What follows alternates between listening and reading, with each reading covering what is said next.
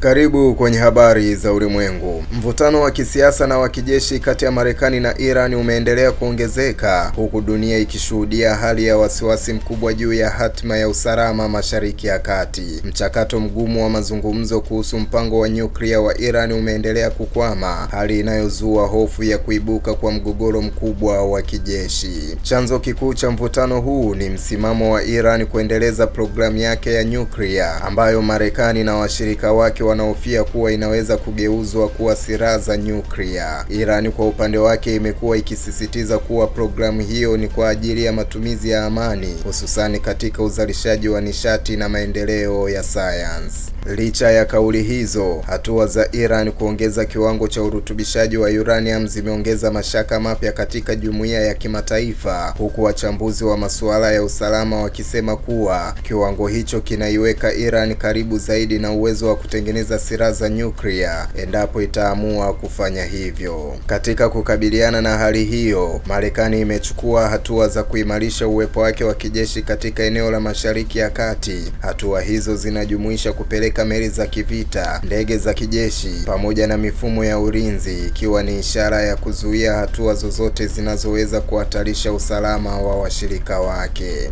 Serikali ya Marekani imeeleza kuwa hatua hizo ni za kujilinda na kuzuia vitisho, lakini Iran imezitafsiri kama shinikizo la kijeshi na jaribio la kuitisha. Kauli kali zimeendelea kutolewa katika pande zote mbili, jambo linaloashiria kupungua kwa nafasi ya maelewano ya haraka kupitia diplomasia. Wachambuzi wa siasa za kimataifa wanasema hali hii imeifanya Mashariki ya Kati kuingia katika kipindi hatarishi ambapo kosa dogo au tukio lisilotarajiwa linaweza kusababisha mlipuko wa mapigano. Wanaonya kuwa hata shambulio dogo linaweza kuchochea mnyororo wa matukio unaoweza kugeuka kuwa vita kamili. Zaidi ya hilo, uwepo wa makundi yanayoungwa mkono na Iran katika nchi mbalimbali za eneo hilo unaongeza ugumu wa hali. Makundi hayo yanaweza kushambulia maslahi ya Marekani na washirika wake, hatua ambayo inaweza kuifanya hali kuwa ngumu zaidi kuidhibiti. Kwa upande mwingine, Iran inaona msimamo wake kama suala la uhuru wa kitaifa na usalama wa muda mrefu. Viongozi wa Iran wamekuwa wakisisitiza kuwa hawatakubali kushinikizwa au kulazimishwa kuachana na sera wanazoziona kuwa ni muhimu kwa ulinzi wa taifa lao. Jumuiya ya kimataifa imeendelea kutoa wito wa pande zote mbili kurejea mezani kwa mazungumzo, huku mataifa mengine yakionya kuwa vita kati ya Marekani na Iran havitakuwa na mshindi, bali vitaathiri vibaya uchumi wa dunia,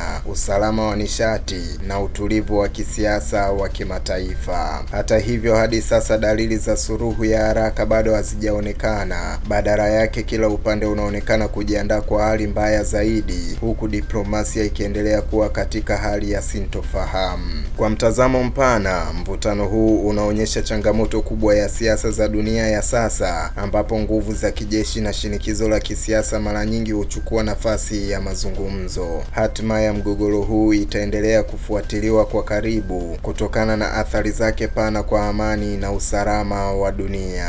Mimi ni Isaac Samuel na hii ni Vision TV.